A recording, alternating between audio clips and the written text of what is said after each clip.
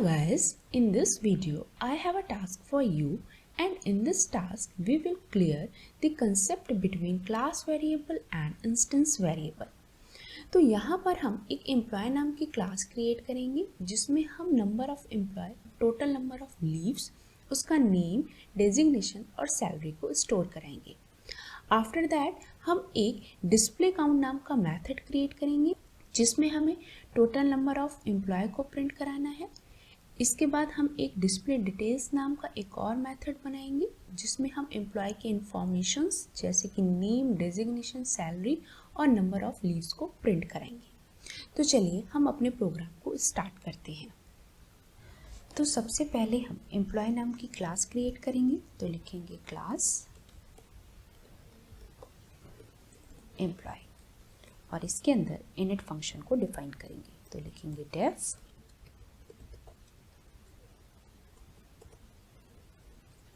अब बात आती है कि इस प्रोग्राम में हम किसे इंस्टेंस वेरिएबल बनाएं और किसे क्लास वेरिएबल बनाएं। यहाँ हमारे पास टोटल 5 वेरिएबल हैं, name, designation, salary, number of employ and number of leaves. हम नेम, डेजिग्नेशन और सैलरी को इंस्टेंस वेरिएबल बनाएंगे क्योंकि ये हर एक एम्प्लॉय के लिए यूनिक होने वाला है। मीन्स कि हर एक एम्प्लॉय का अपना नेम होगा, अपना डेजिग्नेशन होगा और अपनी सैलरी होगी। तो यहाँ पर हम लिखेंगे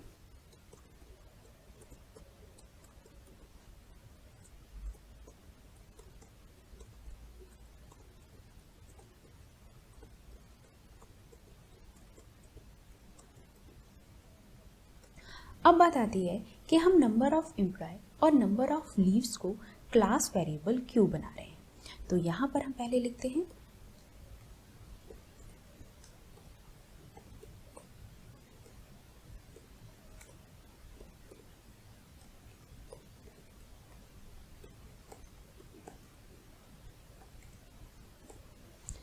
यहाँ पर हमने नंबर ऑफ एम्प्लॉय और नंबर ऑफ लीव्स को क्लास वेरिएबल इसलिए बनाया है क्योंकि ये हर एक ऑब्जेक्ट के द्वारा शेयर किया जाएगा। किसी भी ऑर्गेनाइजेशन में total number of leaves her एक एम्प्लॉय के लिए सेम होती है, तो ये क्लास वेरिएबल की तरह वर्क होगा। हर एक एम्प्लॉय के पास ऑर्गेनाइजेशन में टोटल नंबर ऑफ एम्प्लॉय कितने हैं इसकी भी इंफॉर्मेशन सेम होगी, इसलिए हमने नंबर ऑफ एम्प्लॉय को भी क्लास वेरिएबल बना दिया है।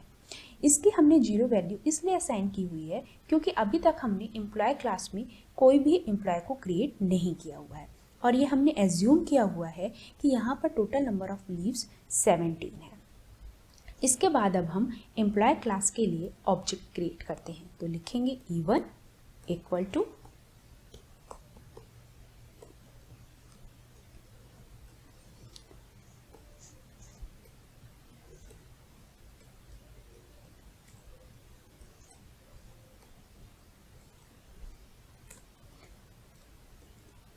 यहाँ हमने एम्प्लॉय क्लास के लिए 3 ऑब्जेक्ट क्रिएट किए हुए हैं, E1, E2 एंड E3। इसके बाद हम डिस्प्ले काउंट नाम का मेथड क्रिएट करेंगे जिसमें हमें ऑर्गेनाइजेशन में टोटल नंबर ऑफ एम्प्लॉय कितने हैं ये प्रिंट कराना है। तो इसे हम समझते हैं। यहाँ पर एक ऑब्जेक्ट एक एम्प्लॉय को रिप्रेजेंट कर रहा है। मीन्स कि जब भी ऑब्जेक्ट क्रिएट हो वो एम्प्लॉय की वैल्यू में +1 का इंक्रीमेंट कर दे। तो यहाँ पर हम लिखते हैं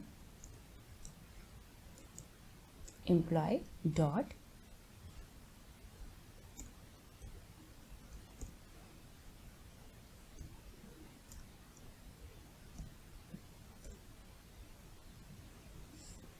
यहाँ पर नंबर ऑफ एम्प्लॉय के पहले हमने एम्प्लॉय क्लास का नेम इसलिए लिखा है क्योंकि ये क्लास वेरिएबल है और हम जानते हैं कि किसी भी क्लास वेरिएबल को एक्सेस करने के लिए हम क्लास का यूज़ कर सकते हैं।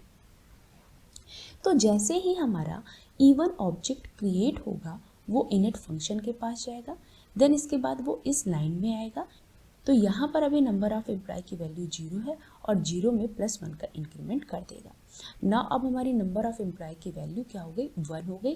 तो यहाँ पर क्लास वेरिएबल की वैल्यू अब 0 से 1 हो जाएगी। Next time E2 object create होगा। E2 ऑब्जेक्ट जैसे ही क्रिएट होगा वो इनिट फंक्शन के पास जाएगा, देन उसके बाद वो इस लाइन पर आएगा और यहाँ पर वो नंबर ऑफ एम्प्लॉय की वैल्यू में फिर से +1 का इंक्रीमेंट कर देगा। क्योंकि number of employee class variable है तो E2 ऑब्जेक्ट के पास इसकी अपडेटेड वैल्यू होगी और इसकी अपडेटेड वैल्यू है 1, तो 1 + 1 = 2। अब नंबर ऑफ एम्प्लॉय की वैल्यू 1 से 2 हो जाएगी। ऐसे ही सेम E3 के लिए भी प्रोसेस होगा। इसके बाद अब हम अपना फंक्शन क्रिएट करते हैं, तो लिखेंगे डेफ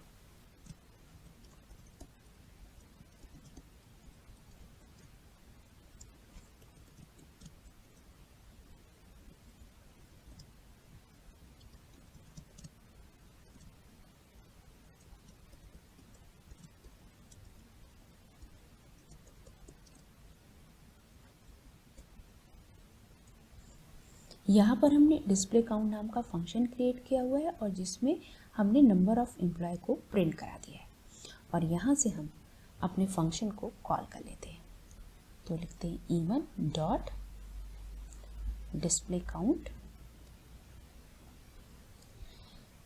ये जो हमने फंक्शन को कॉल किया हुआ है ये हम किसी भी ऑब्जेक्ट की हेल्प से कॉल करा सकते हैं। इसे हम क्लास की हेल्प से भी कॉल कर सकते हैं। इसके बाद हम अपना सेकेंड मेथड क्रिएट करते हैं और सेकेंड मेथड क्या है हमारा, डिस्प्ले डिटेल्स। तो यहाँ लिखेंगे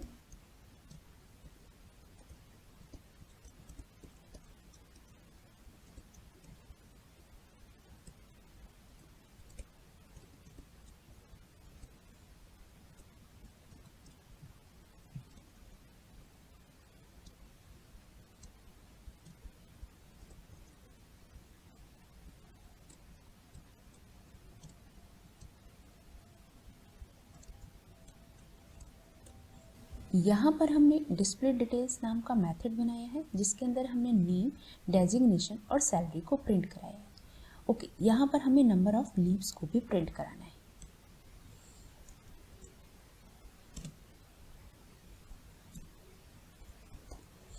तो number of leaves class variable है तो इसे हम क्लास की हेल्प से एक्सेस करेंगे।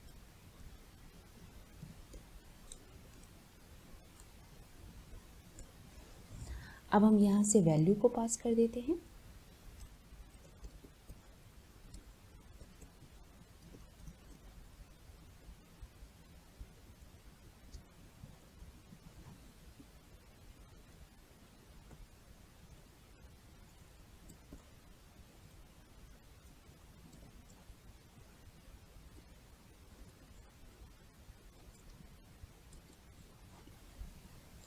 इसके बाद हम अपने इस मेथड को भी कॉल करा लेते हैं।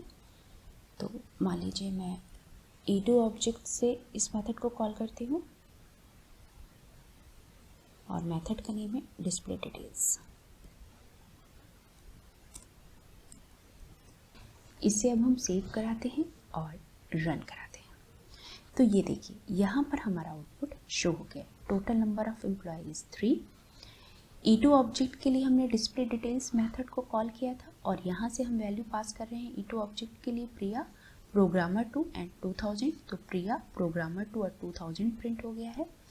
Number of leaves class variable है इसलिए हमें यहाँ ऑब्जेक्ट से पास करने की ज़रूरत नहीं हुई और सीधे यहाँ पर हमारा नंबर ऑफ लीव्स की वैल्यू प्रिंट हो गई। लेकिन अब मैं ये चाहती हूँ कि मैं नंबर ऑफ लीव्स को इंस्टेंस वेरिएबल बना दूँ, तो भी क्या मेरा प्रोग्राम परफेक्टली वर्क करेगा? तो इसे हम करके देखते हैं और यहाँ पर हम नंबर ऑफ लीव्स को इंस्टेंस वेरिएबल बना देते हैं।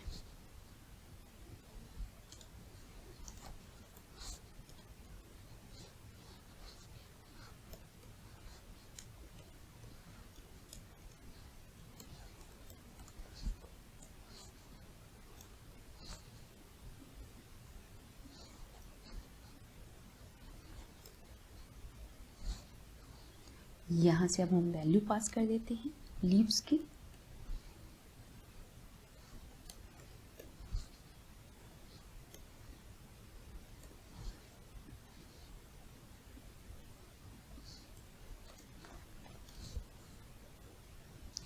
अब हम फिर से अपने प्रोग्राम को सेव करते हैं और रन कराते हैं। तो ये देखिए अभी भी हमारा प्रोग्राम का जो आउटपुट है वो सेम आया है, मीन्स कि हमारा प्रोग्राम परफेक्टली वर्क कर रहा है। बट प्रॉब्लम कहाँ है? प्रॉब्लम ये है कि यहाँ पर हमारे तीनों ऑब्जेक्ट के लिए जो वैल्यू सेम होनी चाहिए उसे हमने 3 टाइम्स इनिशियलाइज किया है। दूसरी चीज़, अगर नंबर ऑफ लीव्स में इंक्रीमेंट या डिक्रीमेंट करना है तो हमें तीनों ही जगह चेंज करना होगा, जो कि बेनिफिशियल नहीं है। इसीलिए मैंने नंबर ऑफ लीव्स को क्लास वेरिएबल बनाया था। तो इसे मैं रिमूव कर देती हूँ।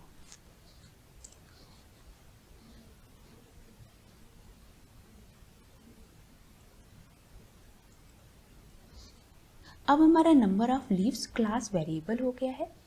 यहाँ पर हम नंबर ऑफ लीव्स को क्लास नेम की जगह सेल्फ से भी एक्सेस कर सकते हैं। ये रिप्रेजेंट करता है कि पर्टिकुलर ऑब्जेक्ट के लिए नंबर ऑफ लीव्स की वैल्यू क्या है। इसे हम सेव करते हैं और रन करा के देखते हैं। तो ये देखिए हमारा आउटपुट सही प्रिंट हो रहा है। अब मैं इस प्रोग्राम को कंक्लूड करती हूँ। यहाँ पर हमने सबसे पहले एम्प्लॉय नाम की क्लास बनाई, जिसके अंदर हमने 2 टाइप्स के वेरिएबल लिए। First one is class variable and second is instance variable. Class variable हमने उन्हें बनाया जो सभी ऑब्जेक्ट के द्वारा शेयर किए जाने हैं, इसलिए हमने नंबर ऑफ एम्प्लॉय और नंबर ऑफ लीव्स को क्लास वेरिएबल बनाया। नेम, डेजिग्नेशन और सैलरी को इंस्टेंस वेरिएबल बनाया, क्योंकि ये हर एक ऑब्जेक्ट के लिए यूनिक है। नेक्स्ट हमने इसमें 2 टाइप्स के मेथड क्रिएट किए। First one is display count and second is display details. Display count के अंदर ऑर्गेनाइजेशन में टोटल नंबर ऑफ एम्प्लॉय कितने हैं इसे हमने प्रिंट कराया, और डिस्प्ले डिटेल्स में एम्प्लॉय की हमने सारी details like name, designation, salary और नंबर ऑफ लीव्स को प्रिंट कराया है। टोटल नंबर ऑफ एम्प्लॉय को कैलकुलेट करने के लिए हमने नंबर ऑफ एम्प्लॉय में +1 का इंक्रीमेंट किया। ऐसा हमने इसलिए किया कि जितनी बार हमारा ऑब्जेक्ट क्रिएट हो उतनी बार नंबर ऑफ एम्प्लॉय में +1 का इंक्रीमेंट हो जाए। जैसे कि हमने यहाँ से E1 ऑब्जेक्ट को क्रिएट किया तो वो इमीडिएटली इनिट फंक्शन को कॉल करेगा और नंबर ऑफ एम्प्लॉय की वैल्यू को 0 से 1 कर देगा। नेक्स्ट टाइम जब E2 ऑब्जेक्ट क्रिएट होगा तो वो इनिट फंक्शन को कॉल करेगा और वो फिर नंबर ऑफ एम्प्लॉय की वैल्यू को 1 से 2 कर देगा। सेम ऐसे ही E3 के लिए प्रोसेस होगा। नेक्स्ट हमने डिस्प्ले काउंट और डिस्प्ले डिटेल्स मेथड को कॉल किया। डिस्प्ले काउंट को हमने E1 ऑब्जेक्ट से और डिस्प्ले डिटेल्स को हमने E2 ऑब्जेक्ट से कॉल किया है। आप इन दोनों मेथड को किसी भी ऑब्जेक्ट की हेल्प से कॉल कर सकते हो। इसे हम ऐसे भी कॉल कर सकते हैं।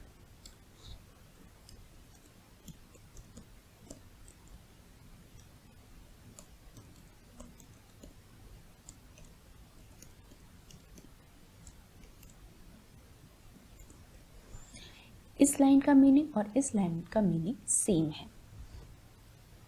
ऐसे ही हम इस लाइन के लिए भी लिख सकते हैं। यहाँ पर number of leaves class variable है। क्लास वेरिएबल को हम क्लास के नेम से एक्सेस कर सकते हैं या हम ऑब्जेक्ट नेम से भी एक्सेस कर सकते हैं।